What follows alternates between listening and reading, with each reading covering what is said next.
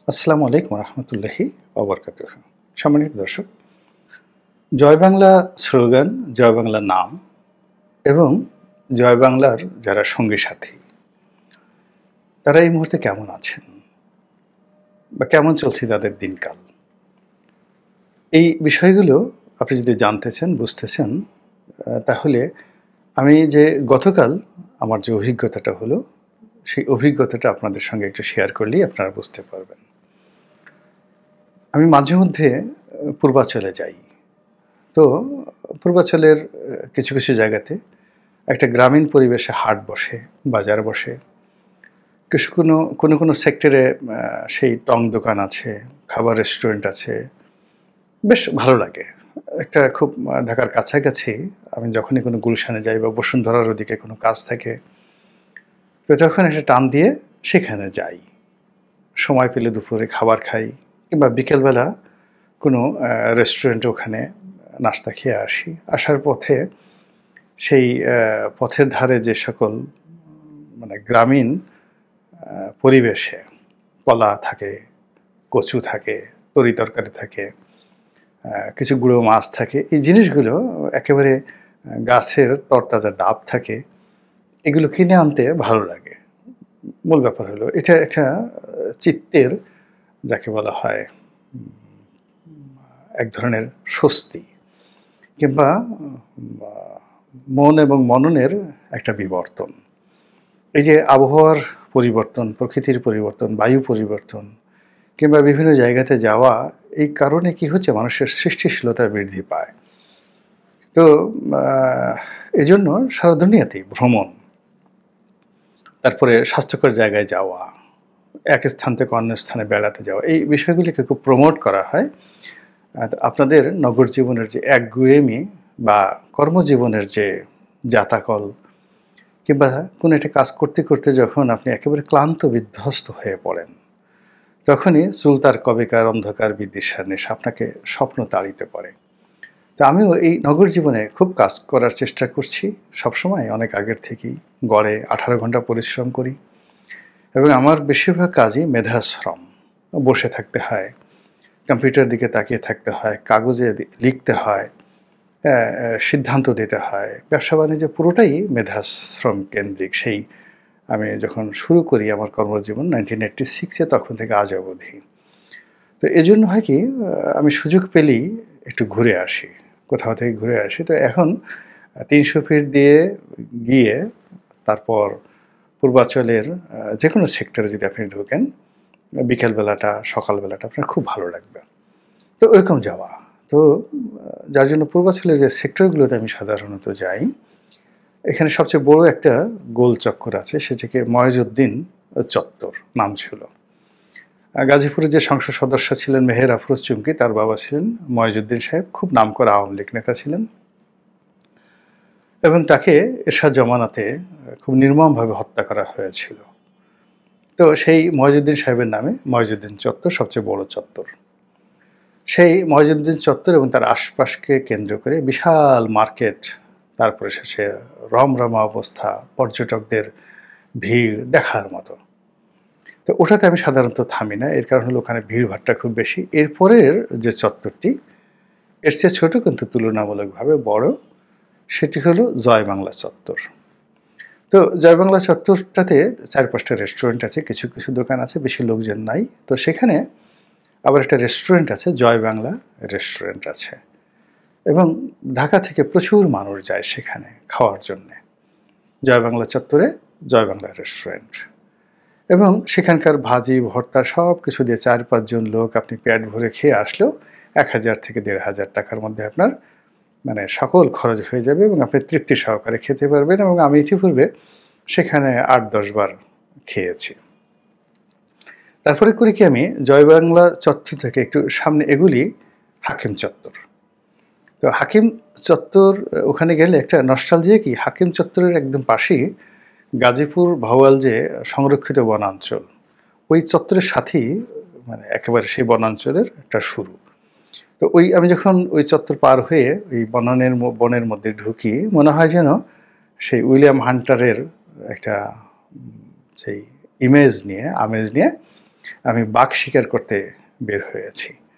তো একেবারে পুরো বন, মাইলের পর মাইল। মানে ওই হাকিম চত্বর থেকে শুরু করে এটি গাজীপুরের যে ভাওয়ালের যে বিশাল বনভূমি, সেই বনভূমি একত্রে ওখান থেকে শুরু হয়েছে। দেখার মতো একটা দৃশ্য, দেখার মতো একটা দৃশ্য। সকালে গেলে, বিকালে গেলে সেই বনের মধ্যে যদি আপনি কতক্ষণ ঘুরেন, সেই পাখির ডাক, কলকাকলি এই জিনিসগুলো আপনাকে খুবই আনন্দ দেবে। এইজন্য আমি পরিবার নিয়ে যাই, একা যাই, বন্ধু-বান্ধবকে নিয়ে যাই, আমার ভালো লাগে। তো সেদিনও গিয়েছিলাম। কিন্তু গিয়ে অবাক করার ব্যাপার হলো যে আমি যখন গিয়ে বললাম যে জয় বাংলা চত্বর, মানে আমার ড্রাইভার ভুল করে ফেলছে, জয় বাংলা চত্বর। এখন কেউ আর জয় বাংলা চত্বর চেনেন না। জয় বাংলা চত্বর চেনেন না? তো এটা আমি খুব অবাক হয়ে গেলাম, জয় বাংলা চত্বর চেনেন না। পরে লাস্টে একজন বললেন যে এখন তো জয় বাংলা চত্বর নেই, এখন ওটা জিয়া চত্বর হয়ে গেছে। তো এই খুব অল্প সময়ের মধ্যে, যেখানে একেবারে ৩০০ ফিট থেকে যে কোনো লোককে যদি আপনি বলতেন জয় বাংলা চত্বর কোথায়, সবাই আঙ্গুল দিয়ে দেখিয়ে দিত। কিন্তু এই যে আগস্ট মাসের পর থেকে সেই জয় বাংলার যে চত্বর, সেই চত্বরের মধ্যে কোনো জয় বাংলা নাই এবং আশেপাশের কোনো লোক জয় বাংলাকে চিনছে না। এবং একজন দয়া করে এসে বলল যে এটা জিয়া চত্বর। ভালো কথা। গেলাম সেই জিয়া চত্বরে।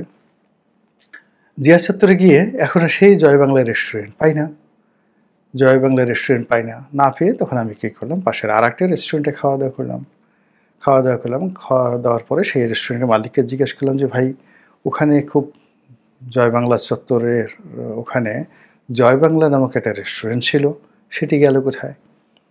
তো বলল যে ওই জয় বাংলা রেস্টুরেন্ট যারা নাম দিয়েছিলেন, মানে এই বিপ্লবের পরে স্থানীয় যারা লোকজন এসে ভাঙচুর করে মালিককে পিটিয়ে একেবারে জয় বাংলা করে দিয়েছে। এই জন্য ওই রেস্টুরেন্ট আছে, ওখানে নতুন আর একজন রেস্টুরেন্ট করছেন, নাম দিয়েছেন তাহের রেস্টুরেন্ট। আগের মতোই আছে, কিন্তু ওখানে জয় বাংলা আগে যারা চালাতেন তারাও নেই, আর জয় বাংলাও নেই, তাহের রেস্টুরেন্ট ওখানে চলছে। তো আমি শুনলাম এবং খুব কৌতুক অনুভব করলাম যে মানুষের জীবনে এই যে আমরা এত কিছু করি নাম কামানোর জন্য, তারপরে শেষে ইতিহাস তৈরি করার জন্য, কিংবা অমরত্ব লাভের জন্য মূর্তি বানাই, রাস্তাঘাট তৈরি করে, কত কিছু করি। কিন্তু সময়ের বিবর্তনে কত দ্রুত এই জিনিসগুলো পরিবর্তন হয়ে যায়। আমি যে গলিতে থাকি ঢাকা কলেজ, সেই ঢাকা কলেজের মধ্যে শেখ কামাল বা শেখ জামাল বা শেখ রাসেল এরকম একটা হল একেবারে তৈরি করা হয়েছিল নতুন করে। তো গিয়ে দেখলাম সেই সাথে সাথে সেই হলের নাম পরিবর্তন হয়ে এখন সেই বিপ্লব যাকে বলা হয় 2024 এরকম একটা নাম দিয়ে সেখানে নেম প্লেট টানিয়ে দেওয়া হয়েছে। আমাদের এই ঢাকা শহরের কত রাস্তার কত নাম ছিল, কত সুন্দর সুন্দর নাম ছিল। পাকিস্তানি জমানাতে এক ধরনের নাম ছিল, ব্রিটিশ জমানাতে এক ধরনের নাম ছিল, আবার কালের বিবর্তনে রাজনীতির কারণে সেই নামগুলো সব পরিবর্তন হয়ে গেছে। ঢাকা বিশ্ববিদ্যালয়ের সেই ইকবাল হল, আল্লামা ইকবাল, সেই ইকবাল হল পরিবর্তন হয়ে সে হয়ে গেল সার্জেন্ট জহুরুল হক হল।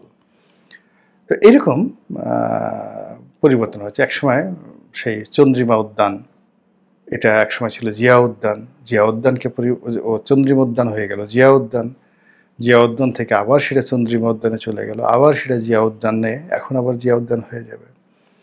আর ঢাকা এয়ারপোর্ট যেটা, এটা শহীদ প্রেসিডেন্ট জিয়াউর রহমান প্রতিষ্ঠা করেছিলেন, তার নামই এটা ছিল জিয়া, এবং নামটা খুব সুন্দর ছিল, জিয়া মানে ZIA, Zia. Zia international airport, সেটাকে পরিবর্তন করা হচ্ছে শাহজালাল ইন্টারন্যাশনাল এয়ারপোর্ট করে দেওয়া হলো। চট্টগ্রামে একই অবস্থা, শাহ আমানত সেই ইন্টারন্যাশনাল এয়ারপোর্ট করে দেওয়া হলো। তো এরকম পরিবর্তন, এই যে পরিবর্তনগুলো যখন কোনো একটা বিশেষ উদ্দেশ্য নেওয়া হয় এবং যেখানে কোনো আদর্শ থাকে না, কোনো স্বতঃস্ফূর্ত থাকে না, কেবলমাত্র চাপিয়ে দেওয়া হয়, তখন সেই জিনিসগুলো থাকে না। তো এই যে এখন বাংলাদেশে, সারা বাংলাদেশে জয় বাংলার যে দুরবস্থা, সেই দুরবস্থা থেকে যদি আমরা এখন যারা বিভিন্ন নাম প্রতিষ্ঠা করতে চাই, তারা যদি সতর্ক হই, তাহলে হয়তো ভবিষ্যতে এই জয় বাংলার মতো এরকম একটা অবমাননাকর অবস্থায় আমাদের পড়তে হবে না। এ কথা সত্য যে জয় বাংলার মতো এইরকম ইতিহাস সম্বলিত, ঐতিহ্য সম্বলিত এবং মানুষের হৃদয়ে যাকে বলা হয় বারুদের আগুন লাগিয়ে দিত একটা নির্দিষ্ট সময়, এই স্লোগানটি, জয় বাংলার স্লোগানটি, সেটি এখন কালের বিবর্তনে কিছু মানুষের কারণে, কিছু গোষ্ঠীর কারণে এবং কিছু অপকর্মের কারণে এতটা জঘন্য হয়ে পড়েছে যে এখন জয় বাংলা রীতিমতো একটা গালিতে পরিণত হয়েছে। এবং আমরা গত ২-৩ বছর ধরে জয় বাংলাকে গালিতে রূপান্তরিত করার জন্য যত প্রচার করেছি, প্রোপাগান্ডা চালিয়েছি, ফলে এটি আগামীতে আবার নতুন করে তার স্বমহিমায় ফিরে আসবে আমার কাছে সেটা মনে হচ্ছে না। এই কারণ কি বলি যে অনেক ভালো নাম, ভালো কিছু, ইভেন বঙ্গবন্ধুর কথা চিন্তা করেন। বঙ্গবন্ধুর যে জনপ্রিয়তা, তার যে কন্ট্রিবিউশন, তার যে ব্যক্তিত্ব, আমরা এ যুগে কল্পনা করতে পারবো না, এ যুগে কেউ কল্পনা করতে পারবে না।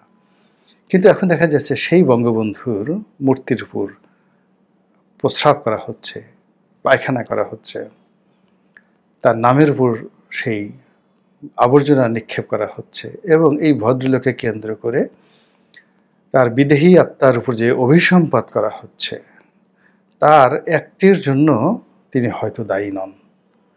তার ভবিষ্যৎ প্রজন্ম, তার পরবর্তী প্রজন্ম, তার দলের যারা লোকজন রয়েছেন তাদের বাড়াবাড়ি ইত্যাদি কারণে এরকম একজন মহান ব্যক্তি এখন মানুষের অভিশাপ, তুচ্ছ তাচ্ছিল্য, ঘৃণার বিষয়বস্তুতে পরিণত হয়ে গিয়েছেন।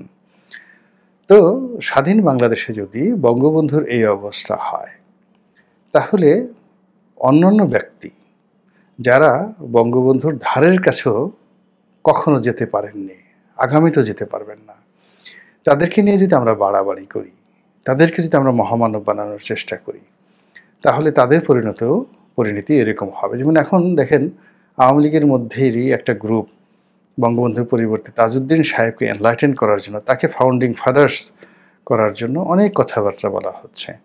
আসলে এই জিনিসগুলো হয় না।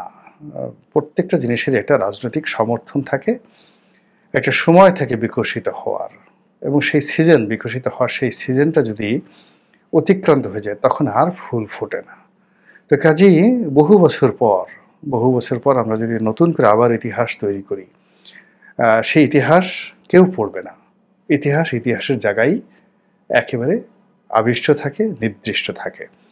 তো যেটা বলছিলাম যে এই যে জয় বাংলা নিয়ে এখন জয় বাংলার লোকেরা যে ভীত সন্ত্রস্ত অবস্থায় আছেন, জয় বাংলা নিয়ে তারা যেভাবে গণপিটুনির শিকার হচ্ছেন, জয় বাংলাকে এখন তারা বর্জন করার জন্য যেখানে যেখানে জয় বাংলা আছে সেটা মুছে দেওয়ার জন্য বাইরের লোকের দরকার নেই, নিজেরা যেভাবে প্রতিযোগিতা করছেন, নিজেরা নিজেদের নাম যেভাবে তারা মুছে দিচ্ছেন, এই কাজটি এখন যারা আছেন ক্ষমতায় তারা যদি স্মরণ করেন এবং এর থেকে যদি তারা শিক্ষা নেন, তাহলে হয়তো আগামী দিনে আমাদের ক্ষয়ক্ষতির পরিমাণটা অনেক কমবে এবং আমরা একটি স্বস্তিদায়ক ভবিষ্যতের আশা করতে পারবো।